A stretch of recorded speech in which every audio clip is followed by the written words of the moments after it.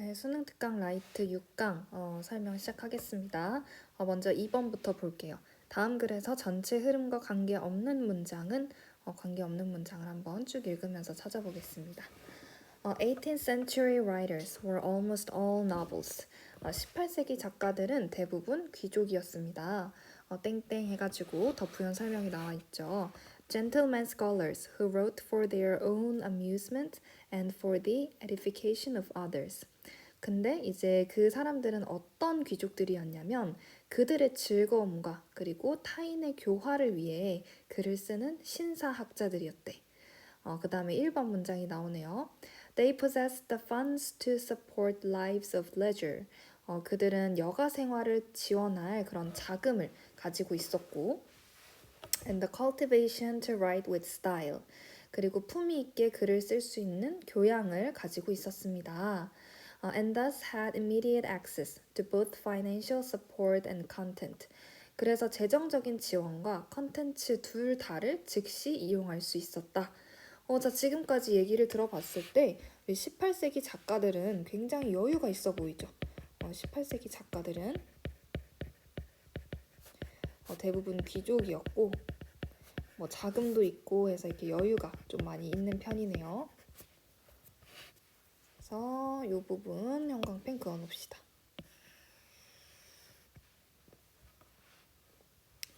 자, 그 다음에 잘 나가다가 우리 by contrast라는 게 나와요. 그럼 18세기 작가들 말고 다른 얘기가 좀 나오려나 싶습니다. 읽어볼게요.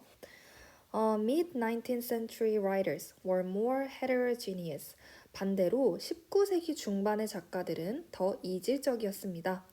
이질적이었다. 어떤 말인지 더 읽어볼게요. Although some were members of the social and economic elite. 비록 몇몇은 사회적 그리고 경제적인 엘리트의 일원이었지만 an increasing number earned their living by writing. 점점 더 많은 사람들이 글쓰기를 통해 생계를 유지했습니다. 자, 이 부분도 한번 우리 형광펜 쳐볼 건데 아까 우리 18세기 작가들이었어. 이번에는 mid-19th century writers네요. 자, 이 사람들은 earn their living by writing 했대요. 그러면은 19세기 작가들은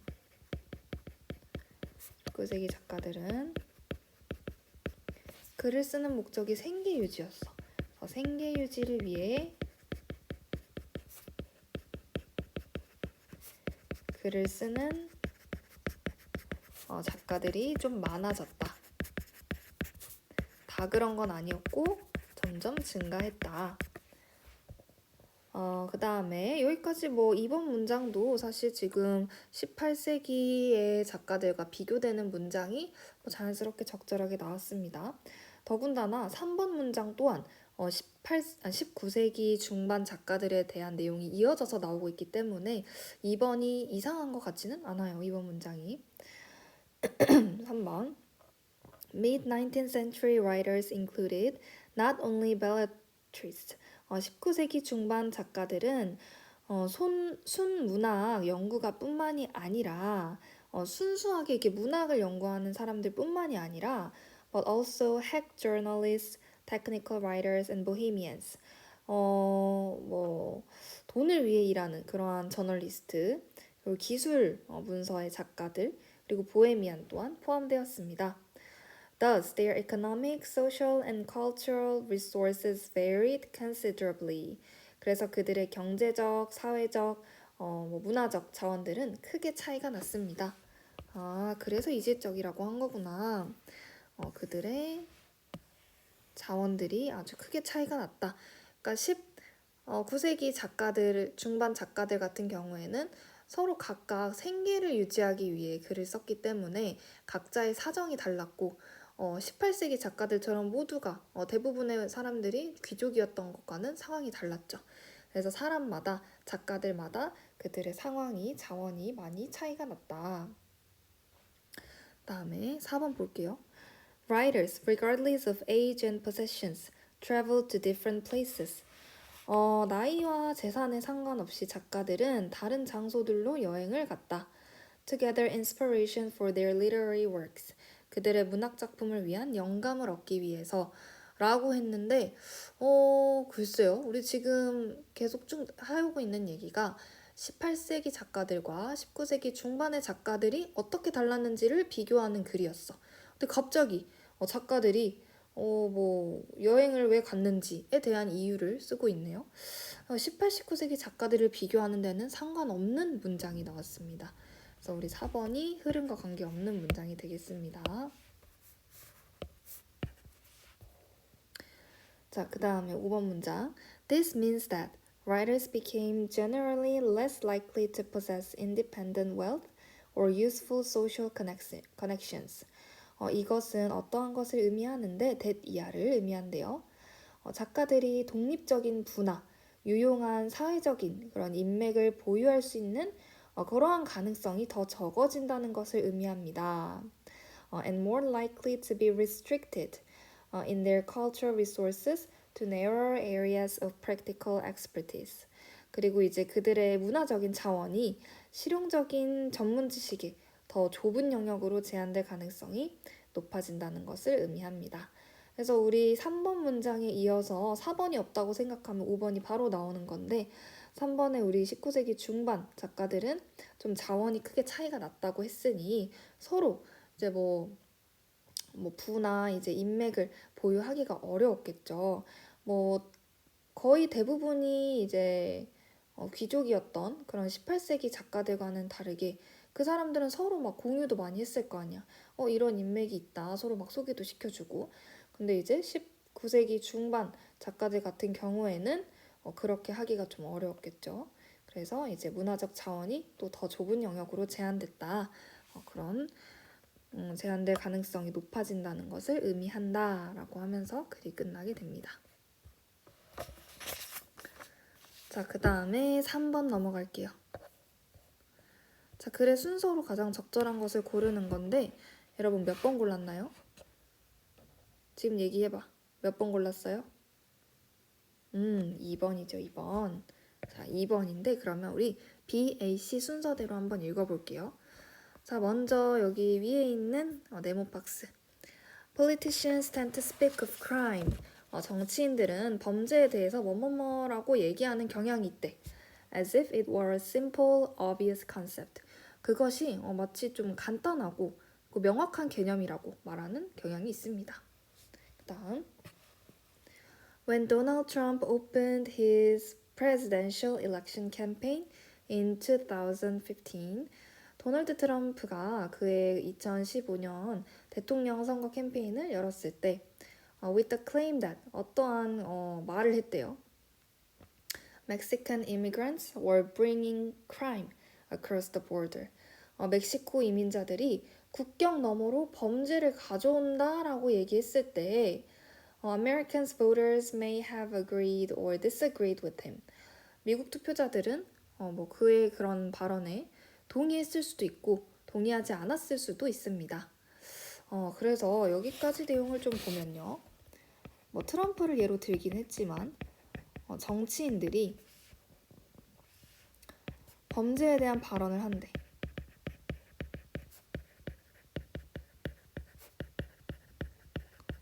범죄에 대한 발언을 하는데 그 발언들은 상당히 어떤 논란의 여지가 있다.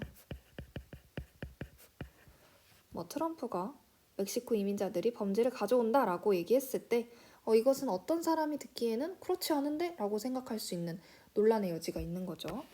자, 그 다음에 우리 B 이어서 볼게요. 흐름 자연스러운지 한번 보세요. But they would not, generally speaking, have been confused about. 하지만 그들은 이제 일반적으로 얘기하면 어떤 것에 대해서는 헷갈리지 않았을 거래. 자, 어떤 거냐? What Trump meant by crime. 트럼프가 말한 범죄가 의미하는 바에 대해서는 그런 발언은 우리가 논란의 여지가 있지만 트럼프가 말했던 범죄의 의미에 대해서는 논란의 여지가 없었을 것이다. His explanation that Mexicans are bringing drugs may well be an extremely racist stereotype. 멕시코인들이 마약을 들여온다라는 그의 설명은 좀 과도한 어떤 인종차별적인 편견입니다. But as an example of crime, drug smuggling is relatively uncontroversial. 하지만 이제 범죄한 예시로서 마약 밀반입이라는 것은 비교적 논란의 여지가 없다. 그러니까 뭐 마약 밀반입은 범죄다라고 얘기하는 부분에 대해서는 사람들이 대부분 인정을 하는 바죠. 그래서 그 범죄의 의미가 무엇이냐, 범죄에는 무엇이 해당되느냐라고 얘기했을 때에는 그거에 대한 발언에는 논란의 여지가 없다라는 거야. 그래서 이거 좀 적어보면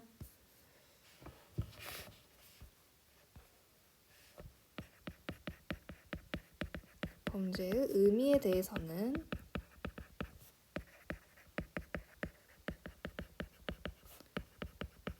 논란의 여지가 없다. 그리고 이 부분 이렇게 형광펜 쳐놓읍시다.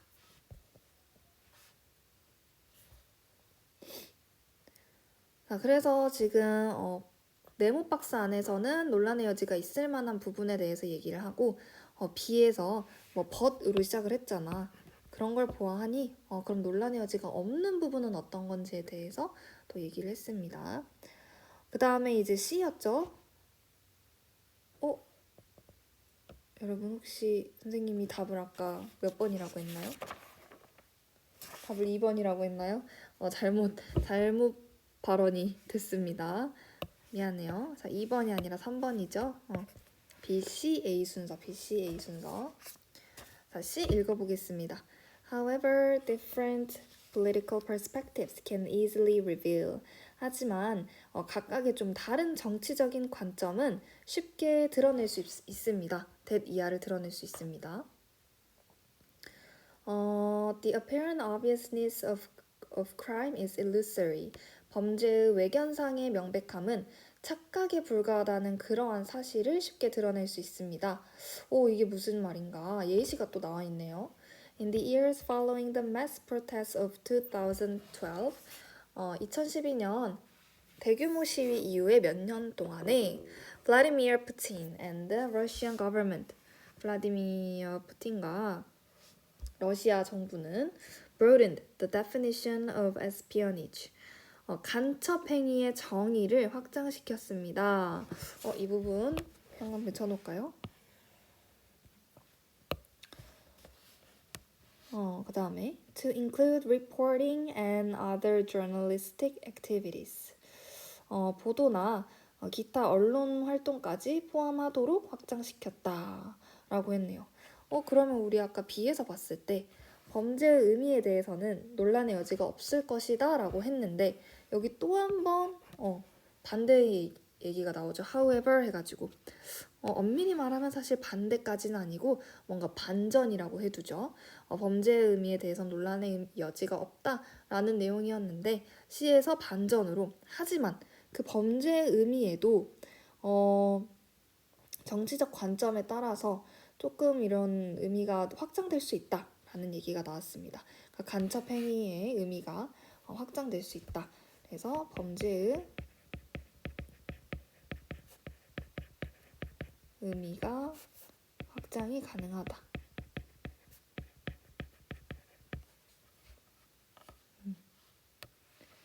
그래서 우리 B에서 다시 한번 정리를 하자면 B에서는 어떠한 예를 들어서 마약 밀반입이 나왔죠.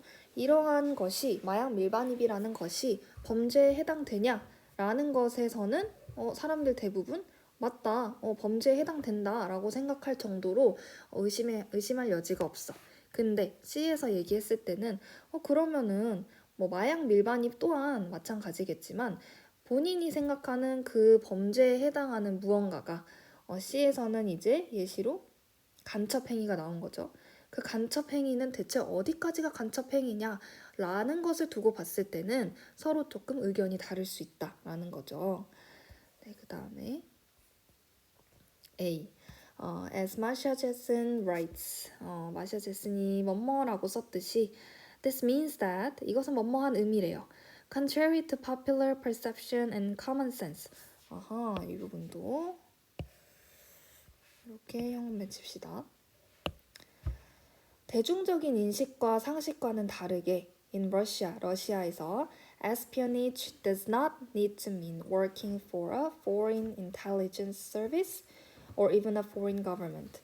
간첩 행위는 굳이 꼭 뭐 외국 정보부나 심지어 외국 정부를 위해 일하는 것을 의미할 필요는 없다. But includes gathering information for any foreign organization. 그 어떤 외국 조직을 위해 정보를 얻는 것을 포함한다라고 러시아에서 얘기를 했대요. The Russian government sees as threatening the security of the country. 그리고 어떠한 외국 조직에서 그 조직이란 러시아 정부가 국가 안보를 위협한다고 여기는 그 어떠한 조직이면 그 조직을 위해 정보를 얻는 것은 다 간첩 행위다라는 그런 예시를 지금 들고 있습니다. 그래서 답은 B, C, A였고요.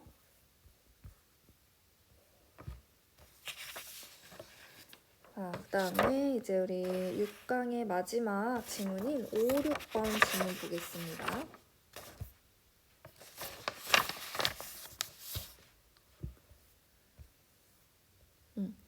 In current practices, 현재 관행에서 a translation of a novel can and must communicate the basic elements of narrative form. 소설을 번역하는 것은 서사 형태의 기본 구성 요소를 전달할 수 있고 전달해야만 한다. 소설을 번역할 때는 어떤 기본 구성 요소는 전달해야만 하는구나. That structure the source text. 근데 그 서사 형태는 원문을 구성하는 서사 형태래요. but이 나왔어. It is still not true that these elements are free from variation. 하지만 이 구성 요소들이 변이가 없다는 것은 여전히 사실이 아닙니다. 그러면 구성 요소들이 변이가 가능하다라는 거죠. Any language use is likely to vary the standard dialect. 그 어떤 언어 사용이라도 표준어에 변화를 주기 쉽습니다. likely 요거 온 거 어때요? 자연스러운가요? 변화를 주기 쉽습니다. 맞죠? By sampling a diversity of non-standard or minor formations, regional or group dialects, jargons, cliches, and slogans, and stylistic innovations. 비표준적이거나 아니면 작은 형태들을 표집함으로써. 근데 그런 것들은 어떤 거냐? 예를 들어서 지역이나 집단 방언, 전문 용어, 상투어랑 구호, 아니면 문체상의 혁신과 같은 그런 형태들을 포함하면서 표준어에 변화를 주기 쉽다. 그 다음 장자크라고 읽으면 돼요. 장자크 르서클 calls these variations the remainder. 장자크 르서클이라는 이제 학자 이름이겠죠. 이 사람은 이러한 변이를 나머지라고 부릅니다. 나머지라고 부릅니다. 네.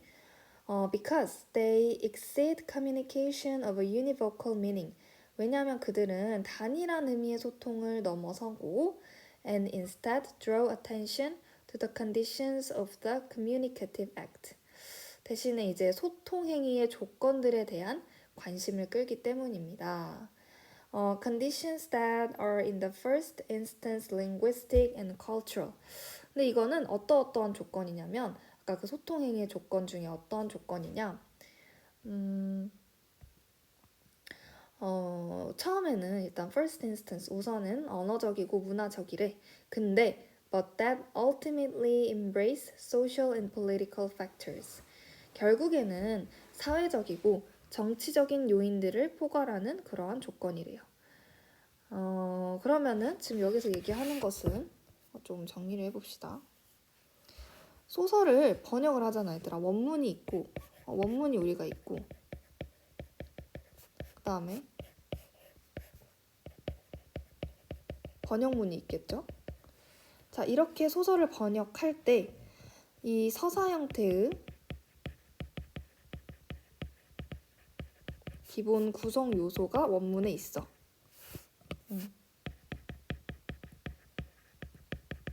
원문 속에 있는 이 기본 구성 요소들이 변이를 합니다. 변이.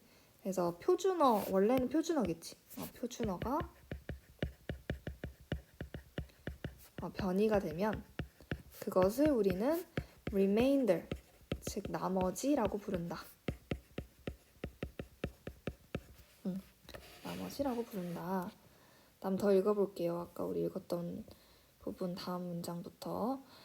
The remainder in literary text. 그 문학 텍스트에서의 나머지는 is much more complicated, of course. 당연히 훨씬 더 복잡하다. Usually a sedimentation of forms and themes, past as well as present. 보통 이제 현재뿐만 아니라 과거의 형태와 주제의 침전물이다 라고 했어. 그래서 이 나머지라는 것은 현재뿐만 아니라 과거의 침전물이구나.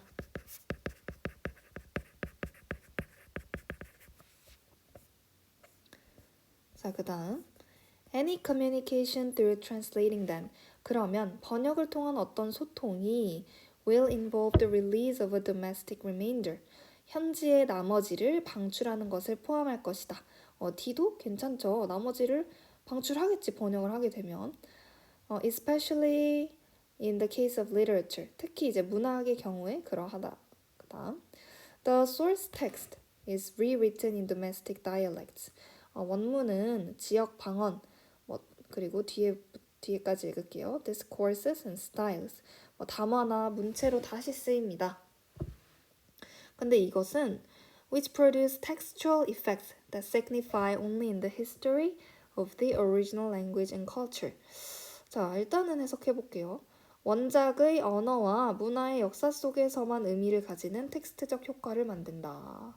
자, 원문이 지역 방언, 담화, 문체로 다시 쓰이면서 나머지가 방출이 됐어. 여기까지 내용 보면은 번역을 하게 되면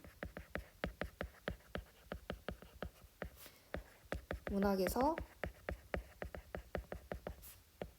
나머지가 방출이 돼.